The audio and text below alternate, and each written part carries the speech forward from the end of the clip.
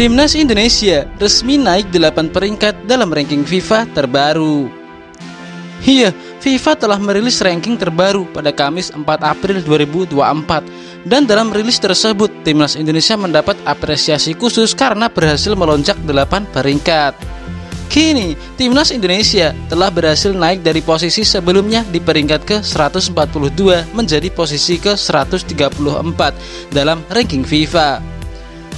Dalam luar 100 besar terdapat pergerakan terbesar yang dapat ditemukan. Libya peringkat 114 naik 6 posisi dan Afghanistan peringkat 151 naik 7 posisi.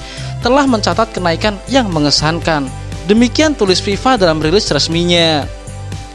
Namun Indonesia peringkat 134 naik 8 posisi menjadi tim dengan kenaikan terbesar setelah 2 kemenangan gemilang mereka melawan Vietnam dalam kualifikasi Piala Dunia 2026. Lanjut FIFA.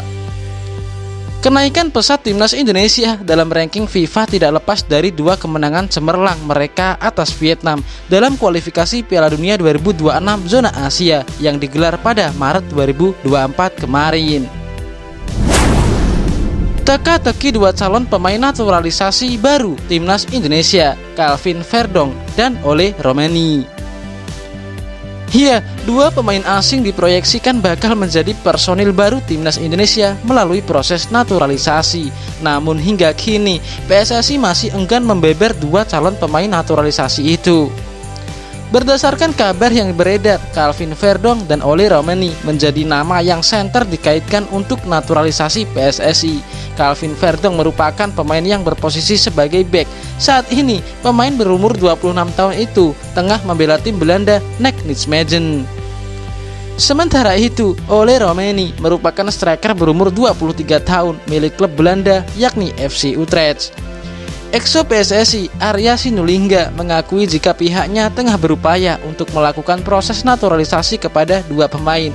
Walau demikian, Arya Sinulinga tidak memberitahu mengenai nama pemain yang bakal dinaturalisasi PSSI untuk Timnas Indonesia. Soal pemain naturalisasi, sesuai kata Pak Ketum PSSI Erick Thohir, bakal ada 2 pemain yang diproses dalam waktu dekat, kata Arya Sinulinga. Sebelumnya, Ole Romeni mengakui bahwa dirinya sudah dihubungi oleh Ketua Umum PSSI yakni Erick Thohir untuk dinaturalisasi agar bisa menjadi pemain Timnas Indonesia.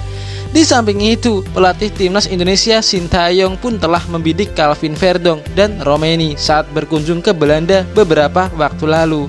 Walau demikian, Arya Sinulinga tidak memberikan kepastian mengenai nama 2 pemain yang bakal dinaturalisasi PSSI. Pasalnya, menurut Arya Sinulinga, sulit untuk berbicara soal proses naturalisasi jika pemain yang bersangkutan belum datang ke Indonesia.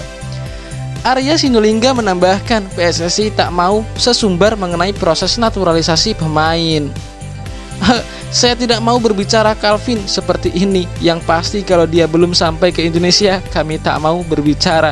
Kami tidak mau berjanji karena ada prosesnya. Sudah, biar dia datang ke sini. Teman-teman pasti tahu nanti, kata Arya Sinulinga.